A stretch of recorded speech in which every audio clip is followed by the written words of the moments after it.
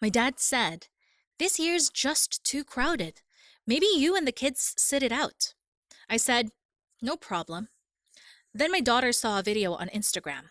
My cousin's friends, her boss, even a toddler from next door, all at my parents' house. I took a photo of the gifts we wrapped and texted, "Dropping these off at Goodwill." 40 minutes later, my dad was at my door, breathless. I opened it and said, "It hurts to admit it, but they didn't give a damn about me or my kids. I don't think they ever really did." And saying that out loud, even just in my head, feels like ripping something open that I've spent years carefully sewing shut. I've done the emotional gymnastics, told myself they're just old fashioned, just distracted, just not expressive. I've excused the missed birthdays, the forgotten names, the way they always acted like we were guests at their table instead of family. And through all of it, I still showed up with gifts, with casseroles, with gas in my tank, and my kids dressed in outfits they'd pick out just for grandma. So when my dad called last week, I thought it was the usual check in. He didn't even lead into it, no small talk, just said, "This year's gotten a little crazy. More people than expected. Maybe you and the kids sit it out." That was it. Just like that. Like we were an optional add on. Like we were just taking up space. I said, "No problem," and hung up. My hands were shaking. The living room still smelled like wrapping paper and scotch tape. I just finished packing up the anniversary gifts. It was their 30th. I'd gone all out, spent months stashing away money without the kids noticing. Got them a Cartier watch, had it engraved. I was going to give it to them after dinner. Thought it might finally mean something. I told the kids we were doing our own thing. Said it like it was a treat. Ordered their favorite pizza, picked up extra marshmallows for Coco, smiled through it like everything was fine. My son asked if Grandpa was sick. My daughter wanted to know if Grandma was mad. I told them no, nothing like that, just a change of plans. 2 days later, my daughter walked into the kitchen with her phone. She said, "Mom, look." It was an Instagram story, not one of those blurry, vague ones either. It was clear as day. Their house fully decked out. Balloons, flowers, a catered spread. My cousin's college friends were there. Her boss, the family across the street with the toddler who once spit on our porch. Everyone, even people I didn't recognize. And right there in the background, laughing and drinking, were my parents.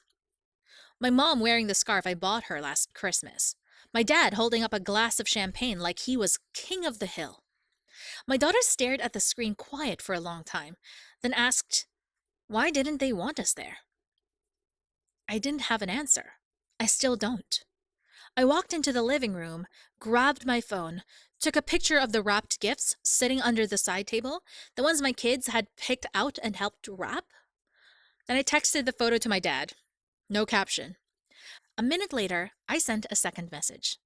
"Dropping these off at Goodwill." I didn't expect anything. I didn't even stay by the phone. 40 minutes later, he was at my front door. I saw him through the window, pacing. Jacket half on, no car in sight. He must have parked around the corner. I opened the door. He looked winded, like he'd run the whole way. He said we needed to talk. I didn't move. I just asked him, "What are you doing here?" And in that moment, I wasn't his daughter anymore. I was a mother who had run out of patience. He stood there like he expected me to move aside, like everything could go back to normal if he just showed up in person and looked mildly regretful. I didn't budge. The door stayed half open, the cold air pushing in between us. He started talking fast like that would help. Said things got a little bigger than expected.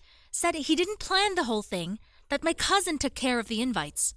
That it wasn't about excluding me or the kids. It just happened that way. I didn't say anything for a few seconds because I needed to be sure I wouldn't snap. Then I asked him one question. My toddler from next door made the list. He shifted his weight, looked down like the ground was more comfortable than my face.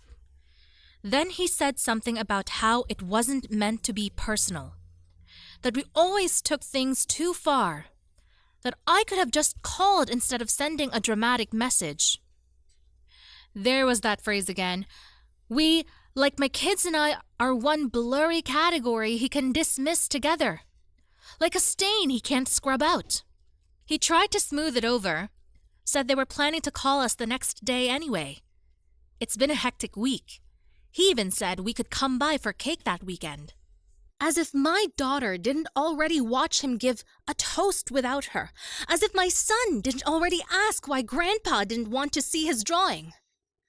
So I told him.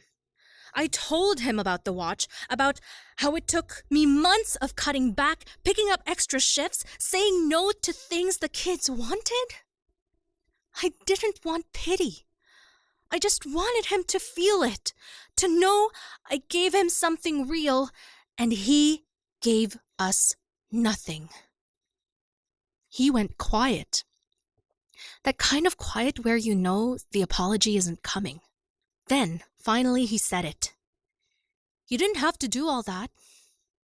Not thank you, not sorry, just a flat little reminder that everything I ever do for them is unnecessary in their eyes.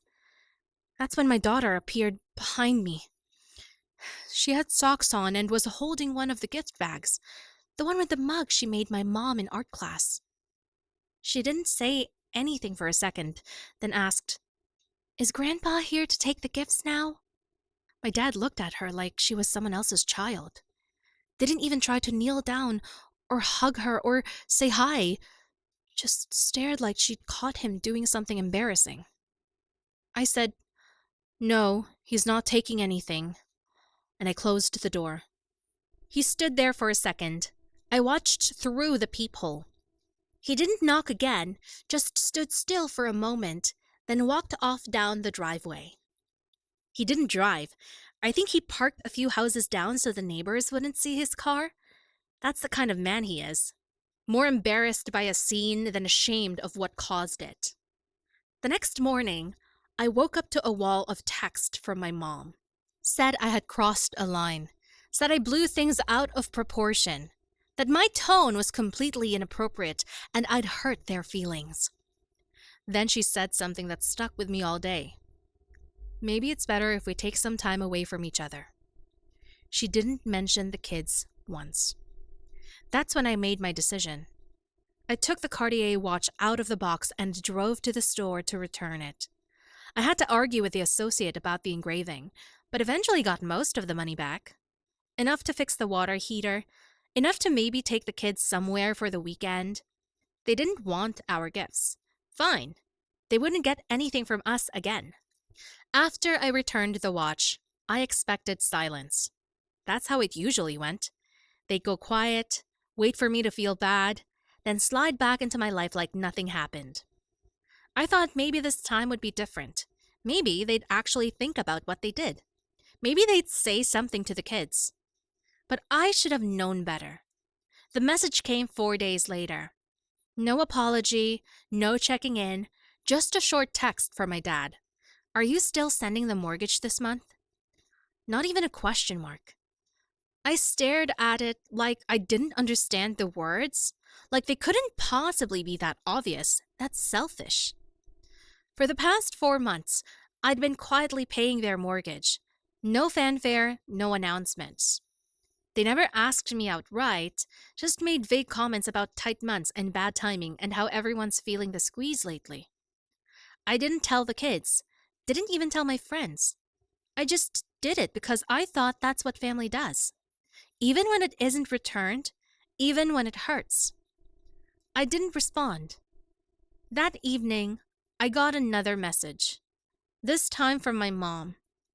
She said, just checking to make sure the mortgage didn't get delayed. We need to get the payment in by Friday. As if nothing happened. As if I hadn't stood in my own doorway telling their granddaughter they didn't want our gifts. I sat at the kitchen table for a long time, staring at my bank app at the money I'd been setting aside like clockwork. It hit me then how automatic it had become, how they'd come to expect it, how I was being used not just for convenience, but for emotional leverage. And they never even pretended to respect me for it. So I texted back, "No, I won't be sending it anymore." No explanation, no opening for a conversation, just a line they couldn't cross anymore. My phone rang immediately. I didn't answer. Then my mom sent a flood of messages asking why I was suddenly changing things, why I was bringing money into personal matters, how I could be so cruel over one misunderstanding. Said I should think of how this would affect the kids, like she hadn't just written them off 2 weeks earlier. I didn't answer any of them. The next morning, my dad sent a longer text. He said he didn't think I'd take it this far, that they never meant to hurt anyone, that they were trying their best, and I should be the bigger person. I deleted it without reading the rest. That week, I sat down with my budget. I canceled the automatic transfers, redirected everything back to my savings. For the first time in months, I didn't have to juggle bills to cover someone else's life. I bought new sneakers for my son, ordered my daughter the book series she'd been talking about, cooked meals without doing mental math at the grocery store. I expected them to go quiet. That would have been easier, but they didn't. 2 weeks later, I got a call from the school, not from the front desk, from my daughter's teacher. She said, "Your mom came by this morning." It was just past noon when my phone rang. I didn't recognize the number, but I picked up anyway. It was my daughter's teacher. She sounded calm, but careful, like she was measuring every word. She said, "Hi, Samantha. I just wanted to let you know that your mom showed up at the school today." I went completely still. She explained that my mom came to the front office and said she was dropping off a small package for my daughter. At first, it sounded harmless, but then she asked to see her. When they told her that wasn't allowed without prior approval, she didn't leave. She said she was just a grandmother, that she wasn't a stranger, that she had a right to see her granddaughter. She didn't yell, but she kept pushing. When the office refused, she finally left, but not before handing over a small gift-wrapped box with my daughter's name on it. I was at the school in 20 minutes. The receptionist handed me the box already opened for safety. It was wrapped in familiar paper, the same pattern we used when we first wrapped the gifts they refused to accept. Inside was the ceramic mug my daughter made in art class, the one we painted together, bright red with a little sunflower and "Love You Grandma" written around the rim in uneven gold paint. Taped to the bottom was a folded piece of paper torn from a notepad. It said, "I didn't mean for things to get this far. You're being unreasonable. The kids should be allowed to decide for themselves." No apology, no regret, just another message wrapped in guilt. I took it all, box, note, mug, and walked back to the car trying to hold in the sick feeling in my chest. It wasn't just the manipulation.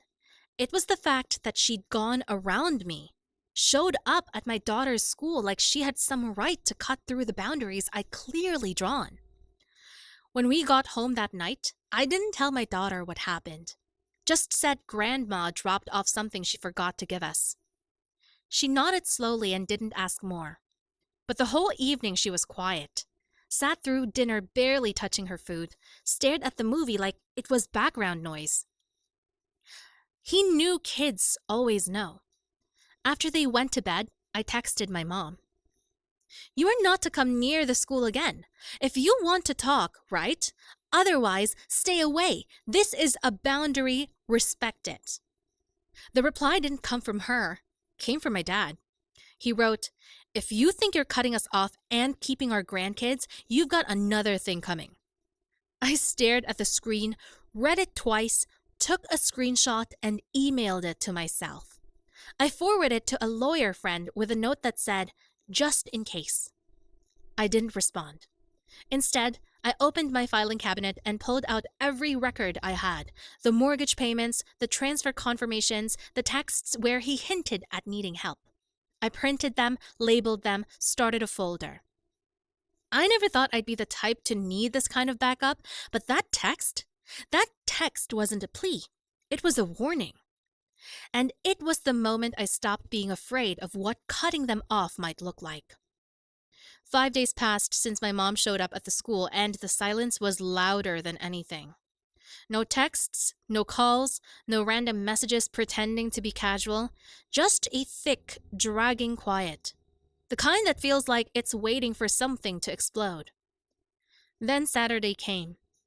The knock wasn't loud, not urgent, just 3 solid taps on the front door. I looked through the peephole and there they were. My parents, my mom holding a folder, my dad standing stiff behind her.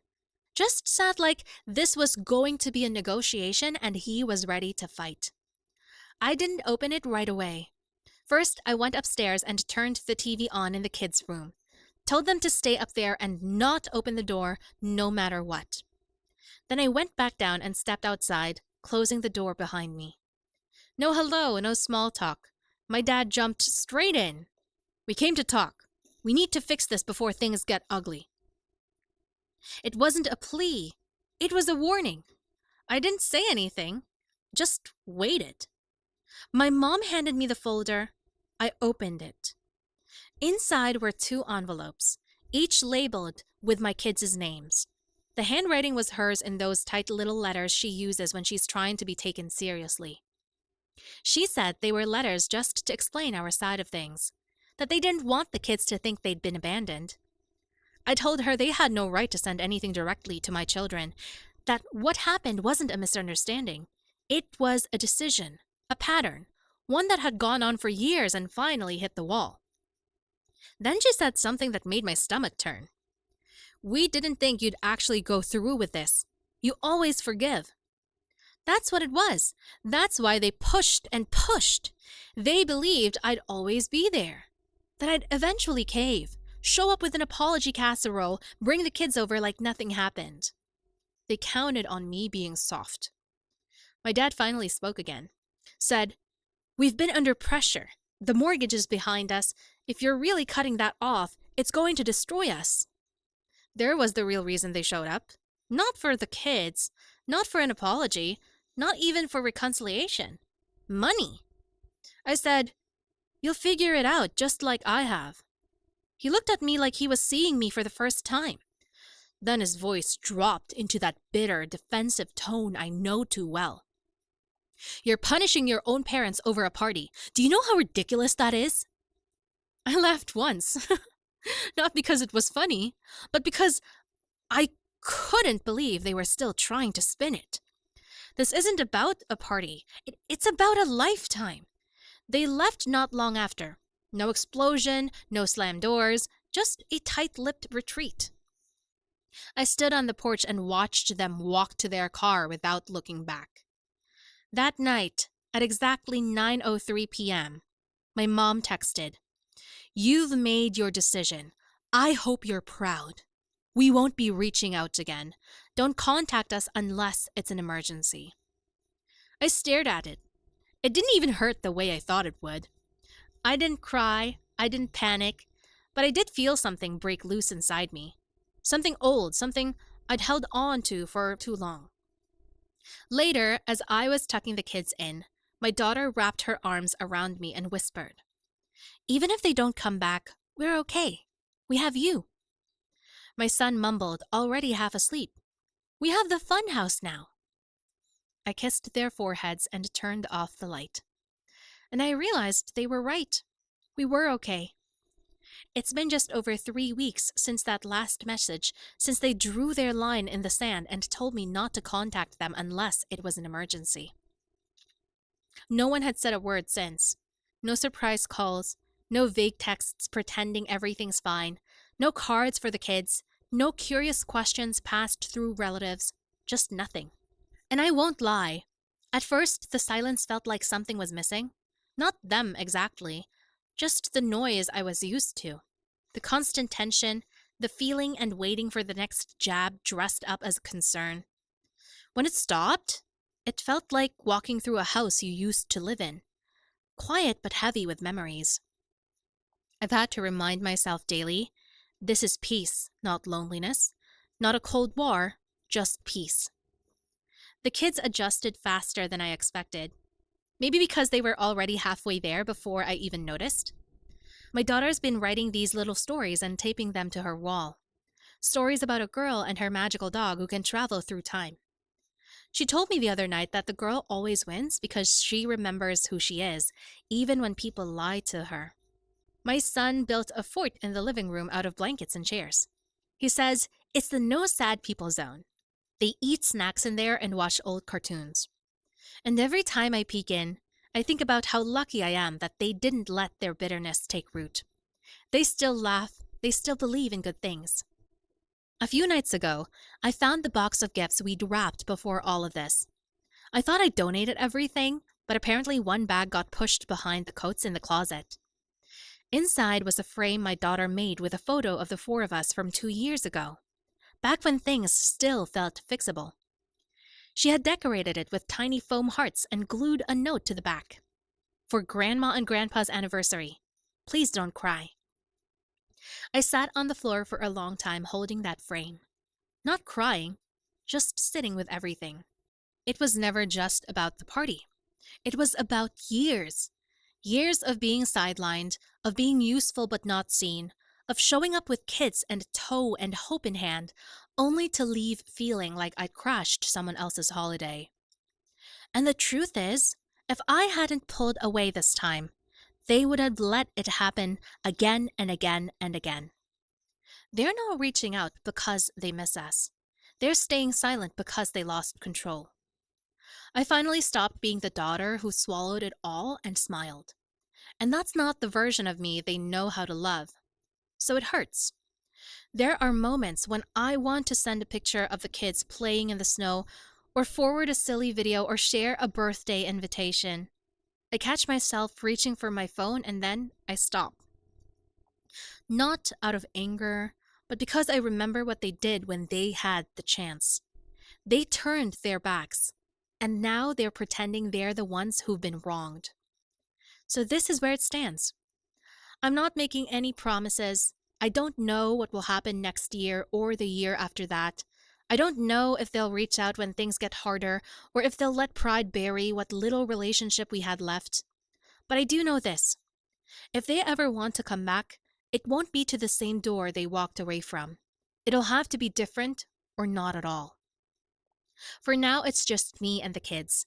Pizza nights, pajamas all day on Saturdays, homemade decorations, and music too loud, and cookies we always burn a little. It's not perfect, but it's real and it's ours. So maybe this is the last update. Or maybe not. Either way, thank you for reading. We're okay now. Really okay. And for the first time in a long time, I don't feel guilty for saying that.